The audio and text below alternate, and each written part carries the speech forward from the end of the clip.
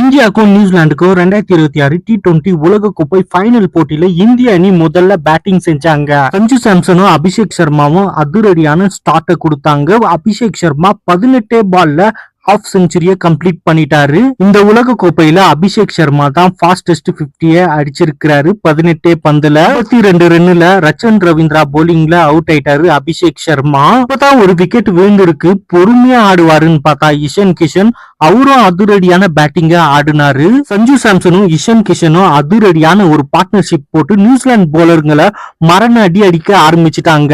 லாக்கி Ferguson ஓவரை அடிச்சு தரமட்டமே பண்ணிட்டாங்க. இன்னைக்கு இந்தியா ஃபைனல் 300 அடிக்கிறது உறுதிதான் மேட்ச பாத்துன்னு இருந்தா ஜேம்ஸ் நேசம் ஒரே ஓவர்ல 3 விக்கெட்டை வீழ்த்திட்டாரு. சஞ்சு சாம்சன், இஷன் கிஷன், சூரியகுமார் யாதவ். ஹார்திக் பாண்டியா அதிரடியான பர்ஃபார்மன்ஸ் பண்ணுவாருன்னு பார்த்தா அவரும் அவுட் ஆயிட்டாரு.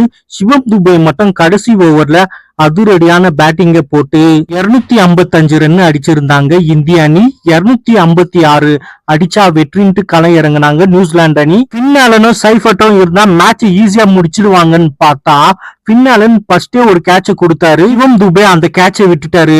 பின்னாலன் இன்னைக்கு அதிரடியான ஆட்டத்தை ஆட போறாங்க. ஒரு வாய்ப்பு கொடுத்ததுனால மரண அடி அடிக்க போறாருன்னு பார்த்தா பின்னாலன்னு அக்சர் பட்டேல் ஓவர்ல அவுட் ஆயிட்டாரு. அந்த அளவுக்கு யாருமே பர்ஃபார்மன்ஸ் பண்ணாம சொற்ப ரன்கள்ல அவுட் ஆகினே இருந்தாங்க. சைஃபட் மட்டும் அதிரடியான ஆட்டம் ஆடி இருந்தாரு.